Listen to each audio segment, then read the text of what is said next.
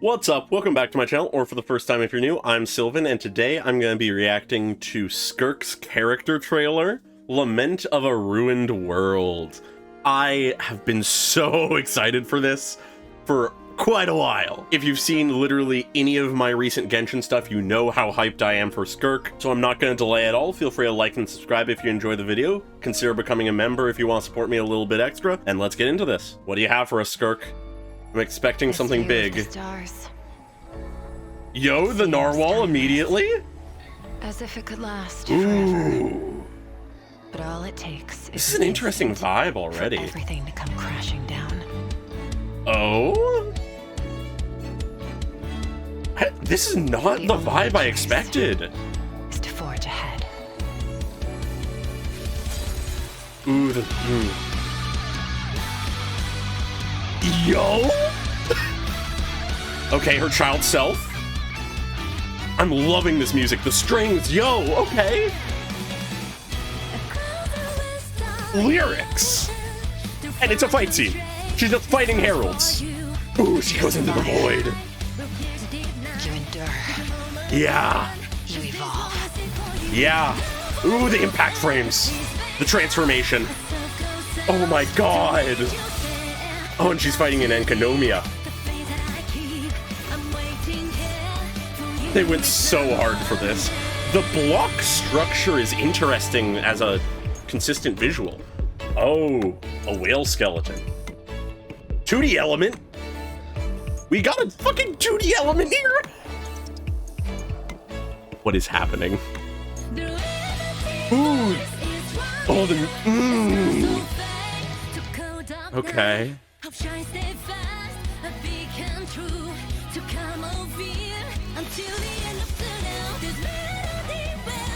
And then back to 3D, okay.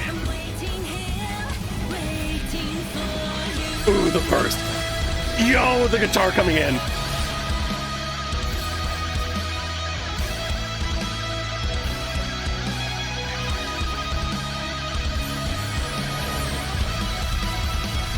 Oh, and everything just comes together into one point. Yo. Oh my. In the cold expanse of space, civilizations crumble and fade into eternal night. But when darkness falls, I will slit its throat. What?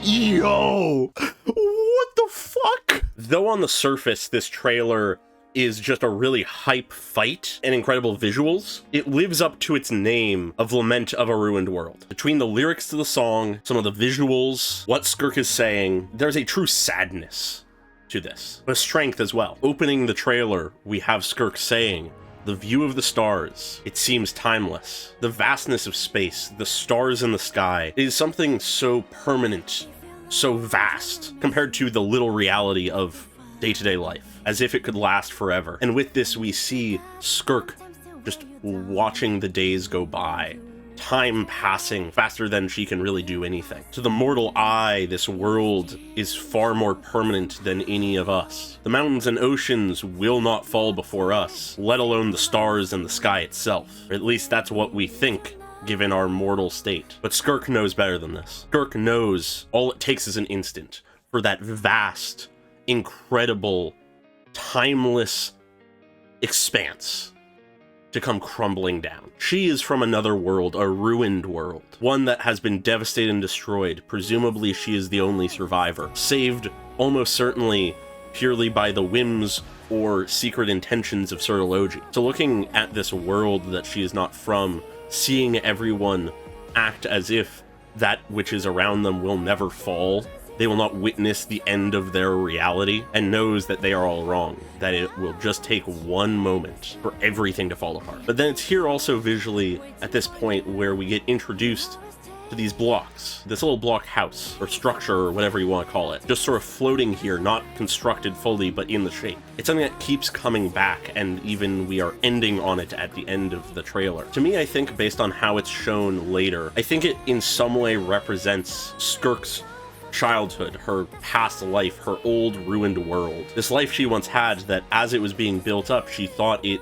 indestructible. But in reality, all it takes is just one push to knock the blocks over and destroy everything. So we see here her approaching them, these blocks that represent what she once had. And she says, while moving towards it, the only choice is to forge ahead. And I believe her when she says that. I believe that that is what she is doing. But in this moment, reaching out to these blocks, that is reaching out towards the past, towards her memory of what she once had. It's a contradiction between her words and her actions. But we see her words proven true. She cannot reach that past. The only choice is forward. Trying to go back leads her only to look back at herself. The world cracks and just reveals who she is now. There is no going back. That life was destroyed far too long ago to go back to. It speaks to me that she knows she cannot go back. She understands that she has no way to return to that life. On an intellectual and conscious level, she believes and accepts that. But emotionally, she cannot help but look back and try to reach out to it sometimes. As the glass of reality in front of her shatters when she attempted to reach out, everything becomes abstract for a time. But I do notice that this looks an awful lot like a shooting star. Just like how in her animated short, we saw her as a shooting star falling down into the world of Teyvat. And that almost shooting star transforms into this astral hand trying to reach through this shattered wall of reality. She's still trying to reach back to the past, and she's able to witness it at least, her past self.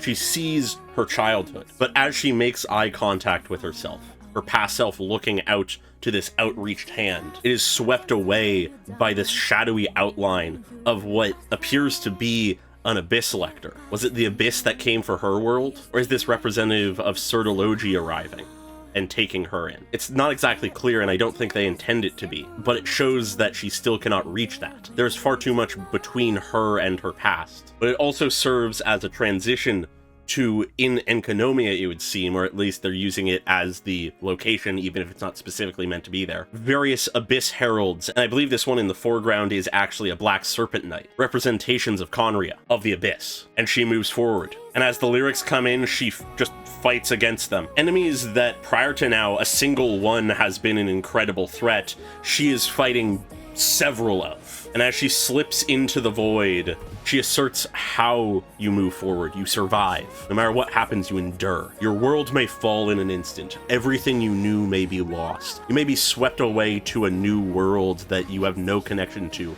and no understanding of, and forced to train brutally and fight in the cruelty of the Abyss for who knows how long, but you keep going. You do not give up. No matter how many times you look back to the past, no matter how many times you wish you could go back, you do not stop going forward. No matter how much it takes, no matter how much it costs, you keep moving. That's what Skirk is doing. And this is matched with a transformation. You evolve. You go beyond the binds of reality. You become powerful enough that if the world falls tomorrow, you will survive. If heaven and earth shall fall tomorrow, you must make sure you grow and change and endure and evolve so that you can control them and stop them from falling, or at least save yourself in the process. But then after a bit more demonstration of her fighting in her new form, we once again show a little toy block structure, still behind that cracked glass wall. It's still out of her reach, but the memory is right there. And as it falls, everything she knew falling apart. We see space, we see a sun, we see a planet, a moon, and though obscured, a cataclysm. And as this memory collapses in on itself, she falls further into the abyss, into memory. Where at the beginning of the trailer we saw her as an adult with the all-devouring narwhal behind her, now we have her as a child sinking into the depths, the skeleton of a whale or narwhal behind her, more bones in the foreground. But she still reaches up to the light, but then she snaps out of the memory, finds herself lying surrounded by bones. And then from here, the barrier between past and present seem to blend a little. We mess with the ratios, the blocking of everything. We see Skirk as a child building up these block structures, building them taller and taller. And then we cut to Skirk looking past the looming celestial body that seems to be in some way connected to the calamity of her planet looming above her. It can be seen as well in the child portion, but the glowing red on it was not visible. She, as a child, could not understand what was happening or what would happen The looming threat, the impending doom, the reality that everything she knew and loved would fall apart instantaneously. She looks in the direction that the structures were, at least from our point of view, but she closes her eyes, and everything around her shatters as she rises back up towards the battle from before, shattering everything, controlling the heavens themselves. Reality is her blade. No matter how much these past memories, these traumas weigh on her, she will survive, she will endure, she will evolve. No enemy shall stop that. No calamity shall stop her. She has already grown and endured and has survived and evolved to this point already. Literally sacrificed her limbs to attain the power that she now has, where she can move heaven and earth. Creation is her blade, capable of shattering reality around her enemies. And so as time freezes, everything shattering, the impact of her blade once again brings everything to a center point before it bursts out. Every aspect of life, of creation, of beauty is there in that attack. And in that is the memories of all she has lost, of what everything that currently exists is, and whatever could be. And mirroring the beginning, we now have her in a field saying, in the cold expanse of space, civilizations crumble. On any given planet, a person looks up to the night sky and thinks that that is infinite, impossibly longer lasting than any one person. But there are stars going out every moment. There are civilizations dying constantly, and these civilizations that crumble and fall fade into the eternal night. She is saying this as she watches the sunset, the inevitable night coming, but she turns away and starts walking past the block structure. Though she looked back and reached out to her past in the beginning, she is moving forward. She carries these memories. She will never be able to forget her past, but she is moving forward past, and she does so with a vow. Though the eternal night comes for us all, though the eternal night destroys everything, when the sun sets, when night comes, when darkness falls, I will slit its throat. I was a child, powerless, helpless, when my world fell. But I have endured, I have grown, I have survived, I have evolved. I've learned how to fight, to wield every weapon. Reality itself is my blade, and I will use all of these tools at my disposal. When the darkness comes for this world, I will be there to end the night. She's not here to protect us. She's not here to save us. She is here to wield creation against that which would destroy everything. And that is the trailer. That is what they give us. But there is more for us to look at than just that. In the description, we have the lines, "The death of a planet is often regarded as the end of its civilization. The flickers of starlight left behind are merely a sigh of divine pity." Skirk's planet died. It was the end of her civilization. The only reason she lived, the only reason she had the opportunity to reach the point she has now, her, that last flicker of starlight from this world, was out of pity, divine pity. Whether that is speaking of the divine in the sense of Celestia somehow, or the twisted divinity of the sinners, and Sortology specifically, if we could even call them divine. Or perhaps it's more speaking in a cosmic sense, paying attention to the near impossible chance that she survived. But then beyond that, we have the lyrics to the song in the comments. I really appreciate that they've been doing this for these, because so often have I wanted the lyrics to the songs that play in trailers and stuff. "Across the vast starlit ocean, though far you stray, this song is for you. A constant light will pierce the deep night, lead you home again. Trust this bond will stay for you through voids of empty space now. A soft call sounds to reach you there. No dark too deep, the faith that I keep. I'm waiting here for your return one day. Though empty voids is round you, and stars all fade to cold dark night, hope shines steadfast, a beacon true, to calm all fear. Till the end of tour now, this melody will embrace you. I'm waiting here, waiting for you." In its entirety, this is speaking to similar ideas as the song from her animated short. No matter how far you stray, no matter how dark and cold the night and void around you is, there is hope, that beacon, that shining light that is this promise, this vow, this song, that I am waiting here for you to return. At the end of your journey, I will be there. It makes me think that perhaps there is someone else from Skirk's civilization who survived, or the hope that someone might have, and that Skirk believes at the end of her journey she will be able to reunite with them. It is that hope, that belief, that that reunion can happen, that there is someone waiting for her at the end of this journey, this cruel, bitter journey. That is what pushes her forward. She must survive, she must endure, she must evolve to be able to kill the darkness that envelops the world so that she can get back to what she cares most for the person who is waiting for her, even if they aren't truly there.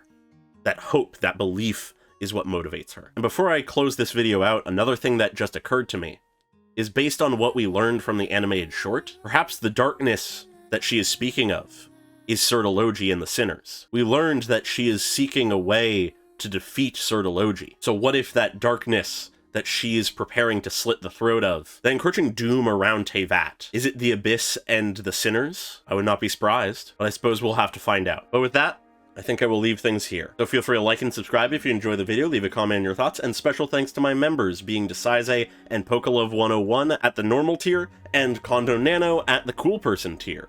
Really appreciate you guys, thanks for all the support. And I hope you all have a great day. Bye-bye.